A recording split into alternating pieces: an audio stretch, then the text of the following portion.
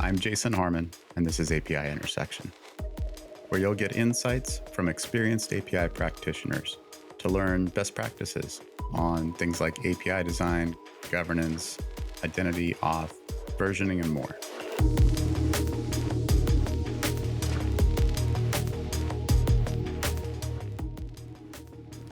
Thanks again for joining API Intersection.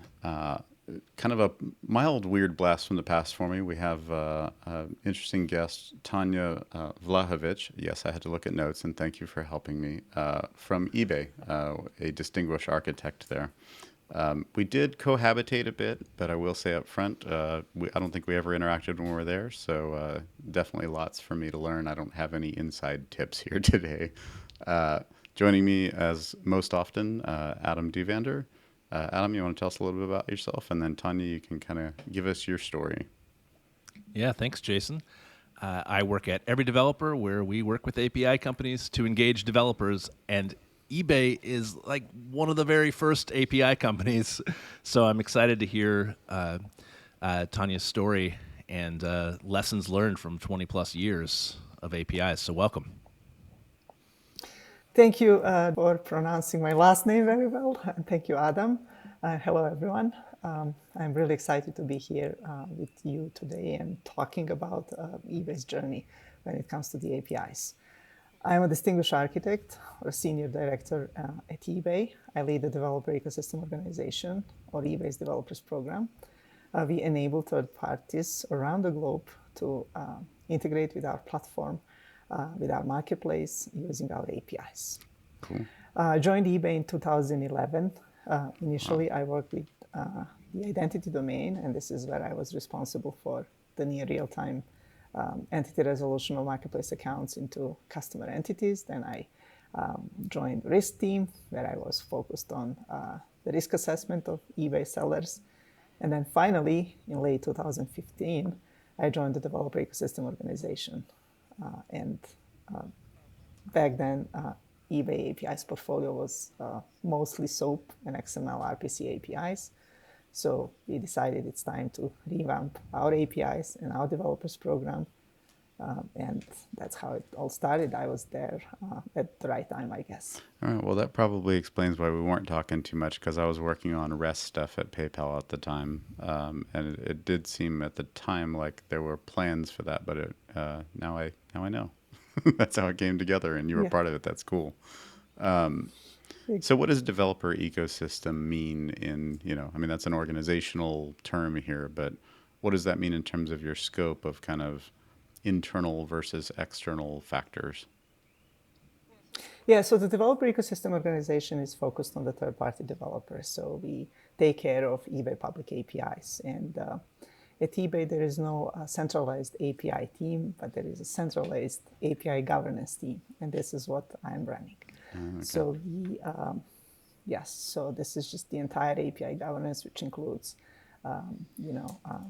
API decomposition, namespace definition, and so on. And we also provide technical support, take care of the public API documentation, on the developers portal and things like that. But teams from all over eBay contribute to the API portfolio and release their capabilities publicly to external developers. Okay, so that sounds like that internal APIs get externalized as part of this. And maybe I was stealing your question there, Adam, but That's okay. yeah. Cool. Exactly. So I think I typically compare this to the iceberg. So whatever is above the waterline is the public API portfolio, which is powered by the massive set of the internal microservices. Sorry, for those not watching on video, I just did my drink. Anytime someone says tip of the iceberg with APIs, you got to drink, right? It's such a heavily used metaphor. Yeah. Anyways, I think it's a very good metaphor. Yeah. It really explains very well how the things are sort of structured. And in terms of what is required governance-wise for the above water iceberg and below water iceberg, is it different, or is it the same sort of series of requirements and guidelines? Yeah, so this is definitely one of my favorite topics, and again, my responsibility at eBay is to take care of the public API. So in general, everything that applies to the public APIs should apply to the internal or private APIs. But sometimes it's challenging, right? So at eBay, we strongly believe in API governance. We have a large API portfolio, and that portfolio dimension is what really matters. So APIs are powerful when used together, so it's imperative to have consistent APIs. And here I include cross-cutting concerns, vocabulary consistency. Standards and patterns really help in that whole governance process. They define what is constant across the APIs.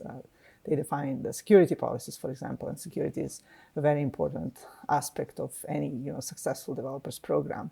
And then again, these are RESTful APIs, and REST is not really a protocol, it's an architecture style. So people have to sort of like agree and align on what works the best for their organizations. And it sounds simple, but it comes with challenging. So for us, agreeing on the standards and patterns is, wow, really difficult. It is challenging to have architects align, and I think this is a common case and a common problem, I would say, in the industry. There are always people who sort of like think that standards and patterns impact innovation, slow down teams, set some constraints, and so on. So we invested a lot in sort of like trying to come up with that set of standards, and typically organizations with a good developers program actually create a vision for the APIs, and that vision includes the technical vision, and that's where standards and patterns really play an important role, but they are insufficient if we are missing the process. And such a governance process ensures that the APIs should fit that technical vision, and the process should be transparent and as much objective as possible and manageable. And it should be perceived as an enabler rather than a gate. And it's all about making the right choices for the organization. But again, ideally, it should be applied across the entire stack. So to whatever is above the waterline and whatever is below the waterline. But sometimes it's difficult to, convince so many teams to sort of like, follow all of these, standards and patterns. So we sort of like try to focus more on the what part than on the how part. And then again, the quality of these internal microservices, private APIs, directly impacts the quality of the public APIs. And this is something that we are trying to sort of like raise the awareness of that fact. But for sure, whatever goes out, that's where we are more strict. Wow. I hope I answered what the a question. beautiful summary. And I will say, I always have to put together a blog post after these things, and you just made the job really easy. We're just going to transcribe that paragraph. That's a beautiful summary of the job, the thankless job of working in a governance function. So I'm curious, how big is the overall kind of engineering team versus the size of your kind of governing group? So when it comes to the governing group, again, so as I said, like we have a centralized governance team, and we just, decided to pull in, representatives from all of the relevant teams. Yep. Again, so when we started this journey to revamp the program 5 years ago, as I said, like we ran into many challenges. So it was tough to internally align. So once we established all of these, standards and patterns, and once we proved that what we are doing makes sense, and once we started receiving a positive feedback from the developer community, it became much easier. So now we have a really smooth process, I would say, and everyone is sort of like agreeing and is aligned to sort of like, follow this. So we have a centralized governance body with architects from various, product teams. And I believe that such concept is good. So to have representatives from all of the relevant teams. So that body is relatively small. I would say like less than 10 people. But teams across eBay release their APIs, and we have a huge, API portfolio. We have hundreds of APIs in that, portfolio. So again, there is no centralized API team. I mean, product teams release their capabilities externally, make them available to developers, and it takes time to onboard new teams to this process, but we figure out how to work together. So we literally work together. We design these APIs together. We organize training. We go through standards, address concerns, answer questions, incorporate their valuable feedback. And when such teams come back again with new APIs, it's typically smooth. They know what the expectations are. They understand what we are asking for. They understand the value of having a consistent API portfolio. They already receive feedback from the developer community, so we keep sharing that feedback, so they feel, proud when they get like a positive feedback from the developer community. So I think it was very challenging 5 years ago, but not anymore. But then again, we invested a lot in just getting aligned internally and just convincing people that they should be following that. Making sure that the engineering teams are following standards is not fun at all. So, but again, nothing is set in stone. So the process keeps evolving. It's important to learn and iterate and find what works best for the organization. So just listen, learn, and evolve. And yeah, I think that's also, that message though, that like people that have gone through that discipline learn that you make them look cool. And I think it's for those maybe subject to these governing functions who are listening, I think that's always been a takeaway from me, having served in that role in a few companies, that if that's well understood up front, that like if you go this alone and you don't really kind of grok what the rules are, it's going to be clunky and rough, and you're going to get rocks thrown at you. The risks of not doing this stuff are too great. And if you listen to the help that's being offered, rather than looking at it as kind of gates to pass through, you're going to look cool, and people are going to like the stuff you built. Yeah, that is true. And so what we also sort of like emphasize is that, teams should be innovating, right? So we strongly believe that delivering successful APIs is only possible when the teams are empowered to innovate. And in my organization, for example, we nurture a blameless culture. When I say a blameless culture, this is beyond just DevOps. So we encourage our team members to innovate on behalf of our customers. So, flexibility and joy are key to people, feeling safe to take risks and to try something new. And there are so many examples that, engineers came up with some ideas, and, we ended up releasing SDKs, widgets, and all sorts of things just, to help developers further. And that's basically what we also do. And it's very important actually to connect and to communicate with developers. We pay attention to that a lot, and we emphasize on that. So whenever we work on the new APIs, we partner with trusted developers. That works very well for us at eBay. I'm not sure whether this is applicable to every single company. Sometimes I keep getting questions how you can figure out who are your trusted developers and so on. In our case, we know we have developers who have been with us for 20 years, right? Yeah. This is a very mature developers program. So that is basically what we sort of like do. We work with our trusted developers. We work together on the APIs. We also believe that developers shape strategies and roadmaps, and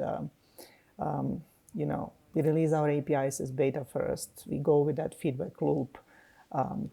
APIs are for developers, so they should meet developers' needs. And of course, whenever we receive such feedback, we share with the engineering teams, with the API owners. So and people want to do what's the right thing to do. So everyone wants to solve the customer's problem, and at eBay, our customers are buyers, sellers, but also developers.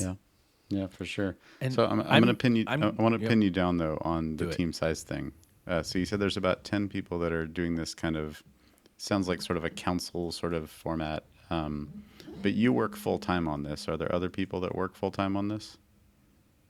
No. Oh, So okay. no. So again, so people just volunteer their time and participate. So eBay is a big company, right? So we have many of such forums, internal forums, when architects from various Sure. domains participate in all sorts of design discussions, reviews, and things like that. So this is yet another forum that is focused on the public APIs. When it comes to the size of the teams who contribute to the API portfolio, I don't know. So as I said, like eBay is a big company. There are so many domains. Almost every single one has public Sure. APIs. So it depends, Yeah. right? I mean, how much the engineering efforts these teams put depends on the initiatives at eBay and so on. So we really strive to make sure that our APIs support all of the business initiatives at eBay, because the developers program is really strategic to us. So our developers really bring value to our buyers and sellers, to us. So the success is our mutual interest. So we really work closely with the developers, because they expand our business into new contexts. They create fantastic experiences for their users, who in the end are our buyers and sellers. And then team-wise, though, I would guess that the ecosystem team is more than just you. That what you were talking about with the group of 10 or so is governance, right? Yes. And can you talk a little bit more about what sort of roles are within the ecosystem team? Yes, so I think I mentioned it, but let me elaborate more. So we provide developer technical support to our developers. We also author the API documentation. I have architects in my organization who again participate in all of these forums, and my organization owns the BUY APIs, and I think we talked a lot publicly about these BUY APIs. They generated a lot of value to eBay in less than 4 years since we launched them and started onboarding partners. We generated more than $5 billion gross merchandise bought, or GMV. So that was really a big success. So yes, so that's what we are focused on. But then again, so our APIs have to follow and be aligned with the eBay initiatives, and we have business initiatives all the time, so we are pretty busy. No, it's notable to me. So this is our 13th episode, I think, and a couple of things that you said in there I think have been true with everyone in these kind of governing functions. One is, partner with, don't be kind of the czar of things. I think small centralized governance that evolves into being decentralized. And know how, prioritize those efforts around governance to be in line with kind of the business deliverables rather than some, independent focus. So, you kind of mentioned in there, I'm not sure if everybody else does it this way. Everybody that we've talked to, and that's been, focused on successful programs, this has been true. So I think those are certainly the norm, I guess. The norm of success, anyways. I hope so. So Yeah, I hope so. So that's those are the true elements of success, I would say. Yes. We actually collaborate with people who are involved in the governance processes in different organizations. So we sort of like different companies. So we are trying to sort of like follow the practices. yeah, no, I think that's part of what the show is about, is learning how does all this work inside all these companies that have successful API programs, and are there consistency and patterns? So sometimes I have to enumerate them as we start seeing them emerge. Yeah, and maybe we could look kind of at an example of someone there's a new API that's coming to eBay, and what does that look like in terms of how early does that team reach out to the governance team? How early do they reach out to the best developers for feedback? Like, what's the kind of the timeline of something like that? Yeah, so they reach out to us as soon as they know that they have to expose some capabilities internally. So if we are building something for the very first time, even internally, then we collaborate on the internal APIs as well. So they reach out at the early stage, and I think that's the best. And we just make sure that before jumping into the design, they understand very well the problem statement and what they are trying to solve. I keep asking my teams to, work on the requirements with a healthy degree of skepticism. It's okay to ask questions. It's okay to challenge requirements. It's okay to zoom out and to try to see the bigger picture. Because, in case of the APIs, once you release them, they will stay for a long time. It's any breaking changes impact negatively business typically, right? At least in case of eBay, that's always the case. So it's a very important to sort of like zoom out and have the bigger pictures, to see the bigger picture and to understand how that contract will keep evolving and growing with the business, because business will change for sure. And then we at eBay we have a design process that we called interface design method, or IDM. And I think that process also works very well. So this is to create some sort of like a blueprint for the API. The starting point is to define the use cases, which means actors and all sorts of actions that they can take, and also to define constraints. So the next step is to derive entities and entity relationships from these use cases.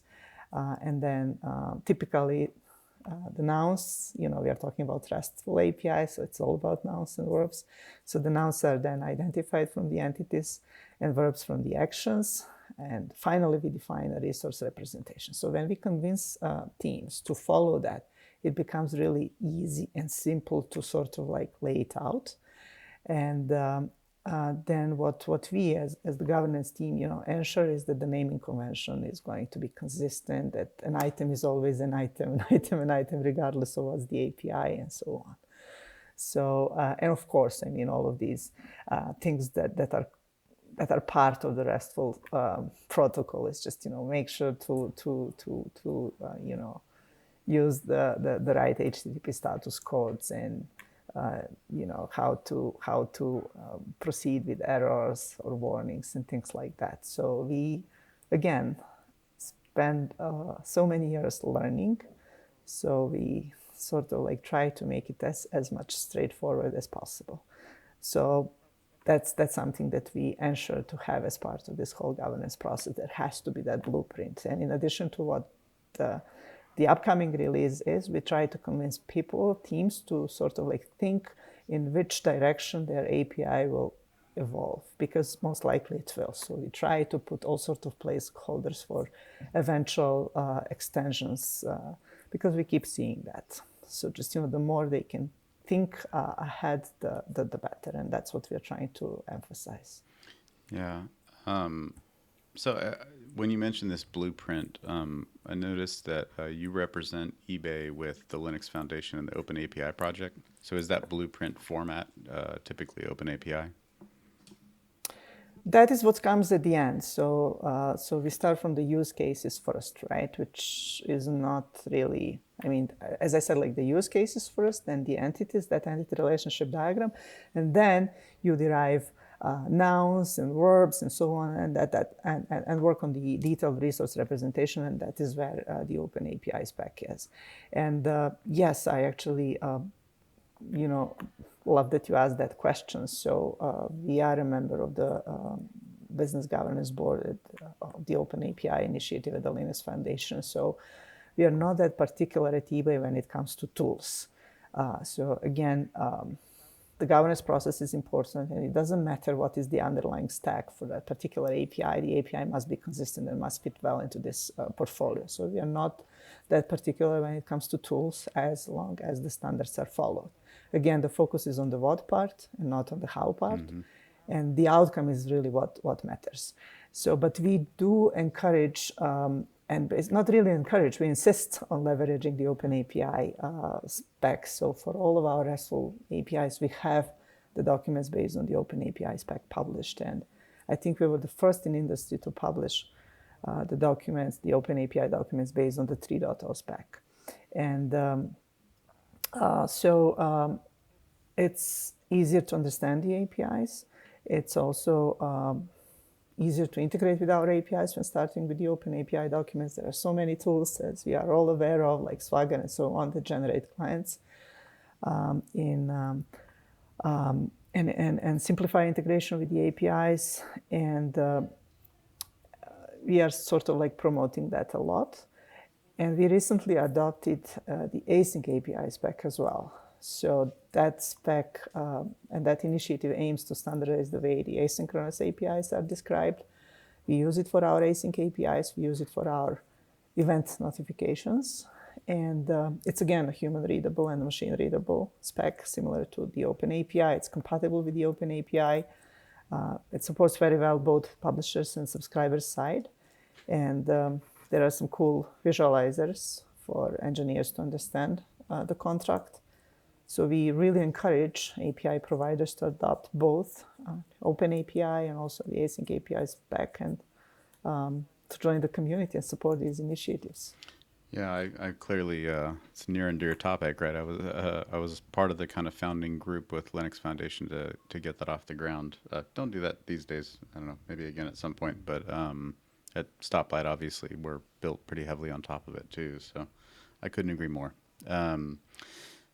There was a lot of interesting bits in your process stuff, and the thing that a listener who isn't doing all of this might think is that sounds like a lot of time for you as a reviewer or anyone else involved kind of doing this review and collaboration, that it's a lot of time of manually looking through all this stuff.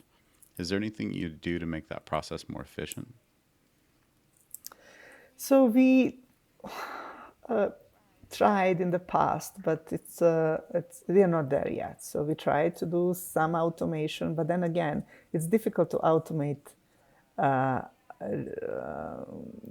review of the underlying model.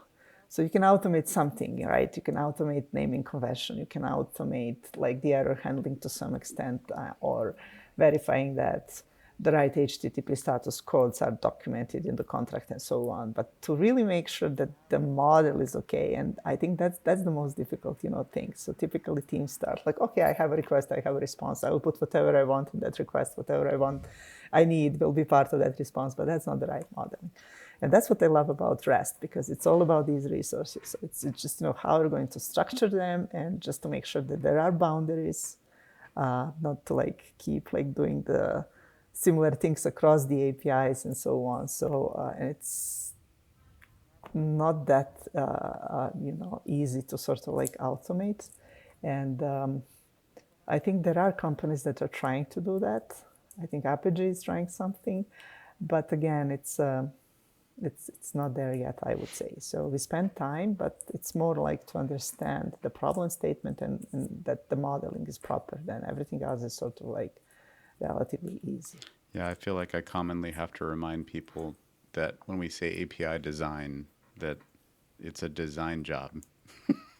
And the process of designing things requires empathy and rationalization and, all the same things we see in other design disciplines. This is just an emergent one that's different. So are you doing some level of automation on some of those more deterministic things like conventions? Or at this point, are you just manually reviewing it all?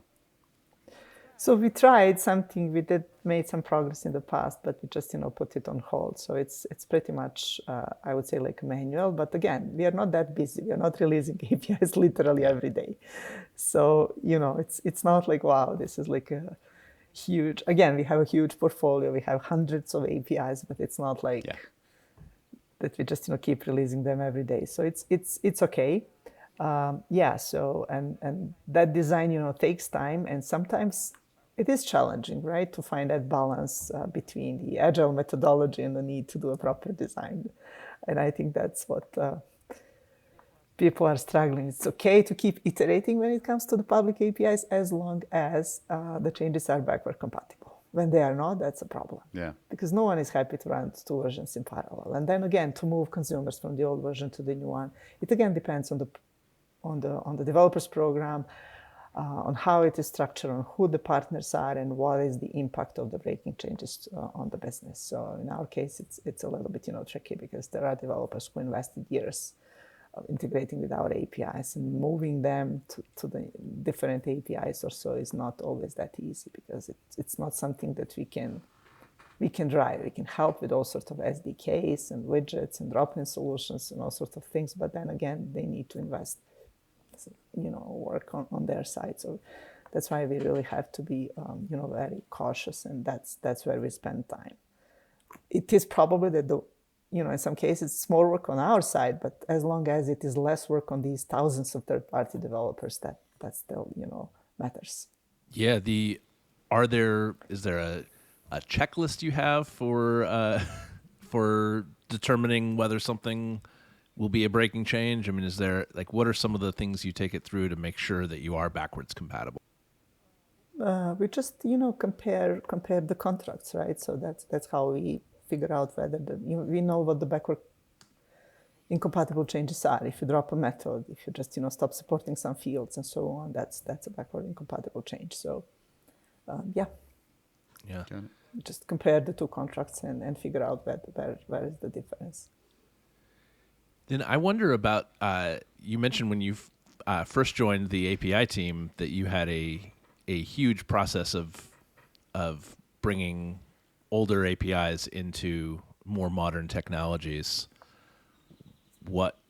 I know there are a lot of listeners who are going through something similar right now. What was your approach there? How do you choose which APIs to do first? And I guess you can't have backwards compatibility when you're changing an entire interface, but you do want to have sort of feature parity, right? So what did you do there?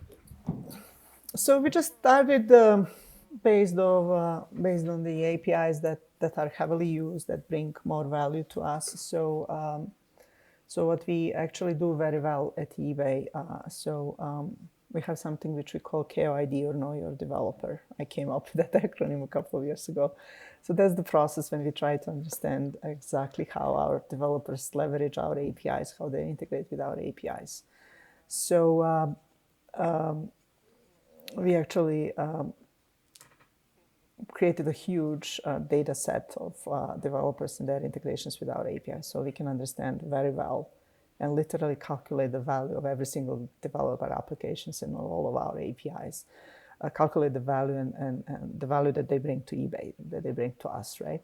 And that is something that really helps. So in our case, I talked about feedback, right, and how important that feedback loop is. And there is direct and there is indirect feedback. So direct feedback is when we collaborate with our third-party developers and when they share their feedback with us, especially when we are launching new capabilities, when we are piloting something with them. On the other side, that indirect feedback is equally important. We keep looking into our data, and that is one of the main drivers to tell us in which way to go and what are the APIs that are the most important, what we need to figure out, to fix, to provide new capabilities, and so on. So this is where we can identify workarounds and all sorts of things. So every workaround tells a lot, right? It tells that most likely there is something missing in the portfolio. So that is basically what helps us. So we keep looking into data, and we have a massive data set of our third parties and how they use our APIs. So there are operational metrics, there are business metrics. So operational metrics are okay, right? They tell us whether our platform is stable, what's the scale we operate at, and all sorts of things. But then the business metrics are really important, because that's what can help us to figure out how to grow our revenue. And it sounds like a topic we hear a lot about, thinking about your APIs as products. And it sounds like there's some of that going on. Yes. Absolutely. So we actually, consider our APIs to be products, and they are actually first-class products for us at eBay. So again, our customers are buyers, sellers, and developers. So we have a really large and powerful ecosystem of third-party applications that add value to us and to our buyers and sellers. So we truly believe in that B2D, or business to developer model. And we see our APIs as building blocks that developers just put together in a unique way, and there are all sorts of different integrations. Developers use our APIs to manage their sellers' business at scale, to provide logistics services, to provide bookkeeping services. I mean, marketing, you name it, right? So every single concept of a marketplace is supported on the third-party side as well. And imagine having thousands of developers working with your APIs and bringing value to eBay. So that I think that's awesome. And there are developers on the buy side who surface our inventory into their experiences, drive traffic to eBay, or enable checkout in their own experiences and their shoppers to purchase our items. So so we just allow third parties to sort of like take all of these building blocks and combine them in a unique way and create great experiences. And we design these APIs, and release and maintain them, such as that they provide their customers, developers, a good experience.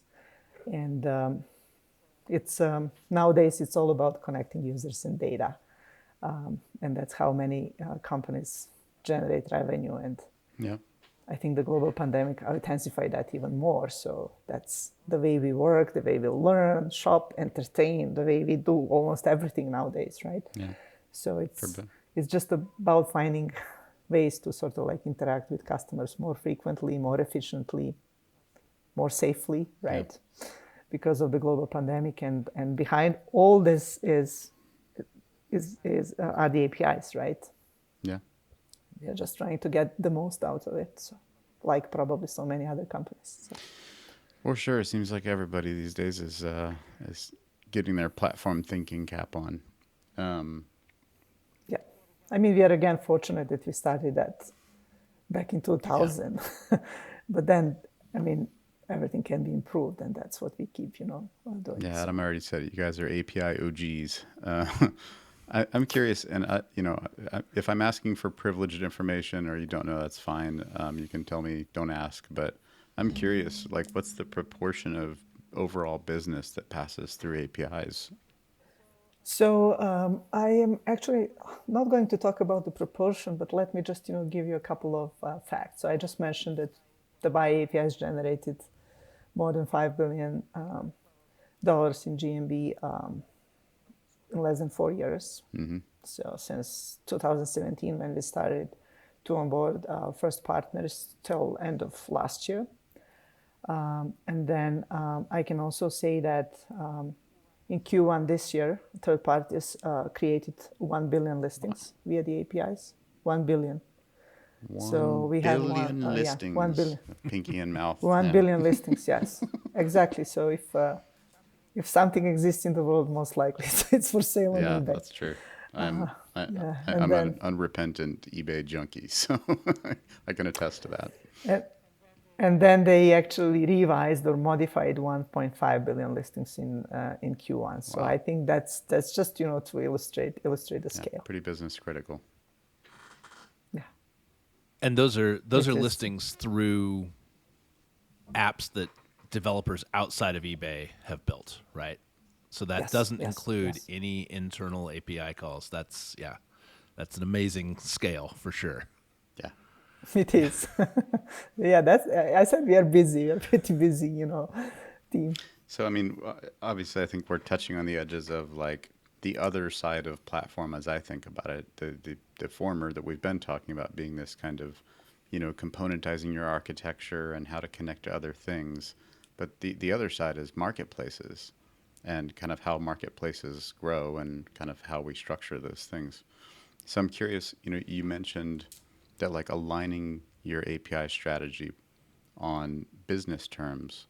I would imagine that kind of marketplace dynamics and how you think about incentivizing suppliers and buyers must be connected to that. And is there any kind of cross-pollination between your work on that more technical side with the marketplace dynamic side? So we collaborate closely, right? So we just, let me give you an example. So we enabled videos on eBay listings recently. So that is an example of an eBay initiative. So we just follow the API first approach here, and We just did everything that we should do when it comes to the API first. We again partner with the trusted developers and so on. And as of now, the only way to upload videos to eBay platform is via the APIs. So that's an example. Then there was a lot of success with authenticity guaranteed and with sneakers on eBay and luxury And watches and watches, things yeah, like I that. love So that. that's again, yeah, that's again supported via the API. So that's basically what I meant when I said that we are trying actually to make sure that whatever critical new business initiatives we have, that the APIs will support that. Then eBay is managing payments, right? So there was a lot of work to make sure that our APIs will enable third parties to do the right thing. I just mentioned 1 billion listings created in Q1 this year via the APIs, which means that they have to have all of the tools that are needed to manage their sellers business at scale in the right way. Yep. So those are examples, right? So then there is this popular certified refurbished program at eBay, which is again fully supported in the APIs. So that's Yeah, no, what now we're that you trying mention to it, do. it has been a lot of change in eBay experience over the last year, both for buyers and sellers. I know, like, in my various hobbies with the mess you can see behind me if you're on video, um, like, there's a lot of eBay interaction there. And yeah, I guess you've had the shift to seller payments not on PayPal anymore and direct. So that must have been a huge shift. Yeah, that was a. Go No, ahead. my Sorry. curiosity is like this seeming acceleration and kind of change. I'm curious how much of that is sort of attributable to this more API focused strategy.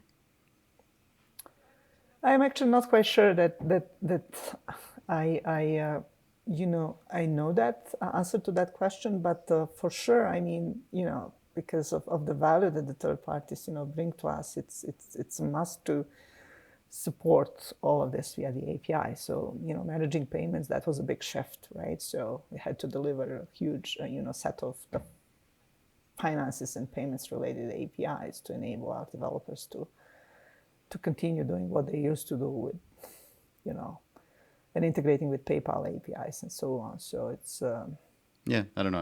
I like to ask some of these questions because I think for some people who are trying to get these things off the ground, the struggle is, can I explain the business value of what we're doing? And I think your description is really interesting, is that the opportunities that this connectivity and this consistency offers gives you flexibility to make bigger business bets.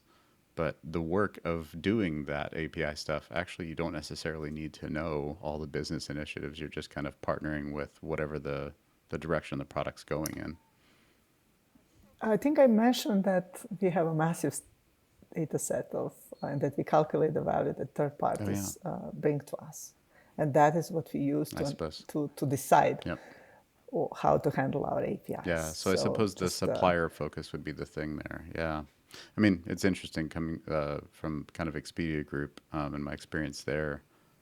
It's very similar in that, the API volume tends to come from the supply side of a marketplace. So I suppose it kind of seems like a somewhat consistent thing in marketplace stuff. And I know, looking at, that industry as a whole around kind of travel, that was generally true in almost every segment. So yeah, I don't know. I guess if you're working in a marketplace, look at supply side for value message. Maybe that's true. yeah. Cool. All right, so that's like a lot of stuff, and I have to go back to my one consistent question, I think, on almost every episode now, and it's always the most fun. And sorry if you squirm, but so take off your eBay cap for a moment and put yourself in the seat of someone just getting started. They've got a random array of API things happening, and they want to gain this consistency and this focus and this improvement in experience and build their B2D skills and all this stuff. Where would you start?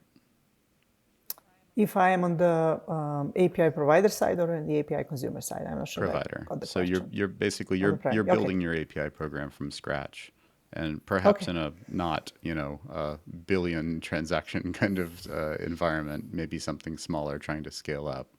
What guidance would you give? Partner with the architects from your organization, from various teams. Again, it depends on how structured the organization is. Partner with business as well to understand, the vision for the program, because again, there is a technical vision, there is a business vision, right? And then I guess I would again focus on the technical vision. So try to explain what the benefits are of having a consistent portfolio, and then just be patient, spend months trying to get aligned and come up with some concepts and standards and practices. Again, keep iterating, keep changing, keep listening to the feedback, keep evolving, but try to sort of like have a team of people who will support it. Again, it's painful at the beginning, it's difficult. I keep saying, if you have 4 architects in the room, by the end of the discussion, there will be at least 5 suggestions, because at least one will change their mind before the meeting ended. That happens. We all went through this. So probably not every single aspect is something that, I don't know, everyone agrees with, but at least if there is a consensus, if people in general agree and agree to disagree but still to follow, that's how it should work. So it's just a matter of time. It's okay to listen to feedback. It's okay to partner again with developers who can help to shape this all, and just be patient, look into what's going on in industry, try to follow the standards, industry standards, like that Open API, Async API, and so on. Give developers tools. Give developers be transparent, right? So we didn't talk about the developer experience, but that's something which is super important. So I don't know how people should know that when they want to actually build a program, right, from the scratch. So I typically say that there are 5 pillars of the developer's experience, and I don't know if that everyone in the industry sees this as 5 or so, but I will just go over my list. So the first thing are the building blocks, right? And this is where, this includes the APIs, feeds, event notifications, SDKs, drop-in solutions or widgets. So basically all sorts of tools that you give to developers, the API Explorer and so on. So again, I talked about the APIs. They have to be, intuitive and easy to understand and consume. They are for human developers. And that customer satisfaction is one of the really important metrics to measure the success of the API program. And then also, focus on the SDKs. We do that at eBay, and they are not just, simple wrappers around the APIs. They help to integrate and to streamline this integration. And in our case, we open source them, and we do that for various reasons, to give transparency to our developers into what's going on with our APIs and our platform, and also we welcome contribution from them. And then the documentation is the second pillar.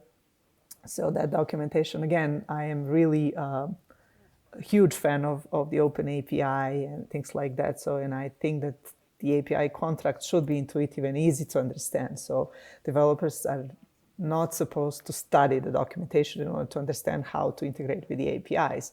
But documentation is important to tell a story. So that's how I'm seeing that. Then the third pillar is support. So it has to be the developer technical support. It is good to have forums, and I think this is obvious. So don't need to talk more about that. And that communication and connection, right? So before the pandemic, we used to traverse the globe to meet with all of the strategic, developers whenever we were launching new, integrations that are important to us. So it's good, to spend a couple of days in workshops and sessions, whiteboarding and things like that. So it's important to communicate the program vision, program updates, metrics to some extent, whatever can be communicated externally, and that helps to improve the quality of the developer ecosystem and the portfolio of the third-party applications, and that communication needs to be both in both directions. So that feedback loop is super important, that direct feedback. And I would say then the fifth pillar is growth, right? Because once you release your APIs, you're not done, right? So that's why I keep calling out that care ID process that you have. Understand who are your top developers, who are not, figure out who you can help and work with to sort of like enable them to grow their business. Because I mean, their success is your success. In our case, they contribute a lot to eBay, so it's very important for us to help them to be successful. So Nice. that's basically what I would actually consider if I had to sort of like run this from the scratch somewhere else. Well, you And- definitely have high standards. That's a starting point. Wow. Yeah. That's just the experience, Yeah, right? I feel Again, you. I said I would be patient, right? So Yeah. patience is important, but there has to be a vision and a goal, right? So you cannot get this all, from the day one. I mean, again, we put so much effort into our program, and we are not done yet. So we keep improving every year and so on. And I'm sure the answer to this is within those five pillars. But if someone hasn't had discussions with developers who use their APIs, and that's common, how would you tell them to identify a developer to talk to first? I mean, they have to have some sort of a way to sort of like to measure the value that the API brings and the developer brings, and then just figure out who you should go to talk to, right? I mean, it really depends on the use case and on the type of a business the organization is doing and so on. Well, it sounds like you were saying that sort of, pre-pandemic era, obviously, like setting up an event where you actually invite folks to come and really interact with them in person. That, like I would say, pizza and beer go a long way in learning things in product. Exactly. Yeah, just Yeah, so talk to who shows so- up. Yeah. yeah, I mean, in our case, again, this is a mature program, but we meet with top developers once a month. I meet with them once a month. there we go. Okay, yeah, I think for me that's like it's a product management staple that I think ports well into this kind of environment. Is like have your close group of kind of what I call like an early access group. Is like share those early thoughts, show where you're going with things. Be a little more open and transparent than with just the average folks, and figure out what their needs are and listen a lot. Yeah, exactly. So, assuming that APIs are first-class product for the organization. If they are, then you have to treat them as first-class products and to talk to your customers. Well, pro tip: anybody that sits and listens through 45 minutes of this wants to accomplish that. That's why they're listening. So we have a heart for it. Cool. Well, any other sort of parting thoughts for us here beyond that?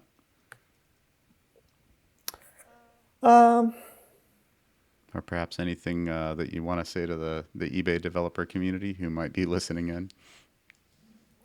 The eBay developer community is really a great community. So it has been such an awesome partnership over the years, and I'm hoping that we are going to continue this. So this summer we are again running our virtual conference. Last year it was virtual. Before that it was always in person. We used to have such events around the globe.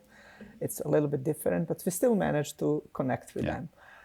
So I hope I'm going to see them virtually, meet with them on July 12th when we are running our second webinar this summer. And so when it comes to my message in general, beyond the developer community, I strongly believe that APIs help to, generate revenue. It's about connecting users and data. So it's just the continuous apification. There we go.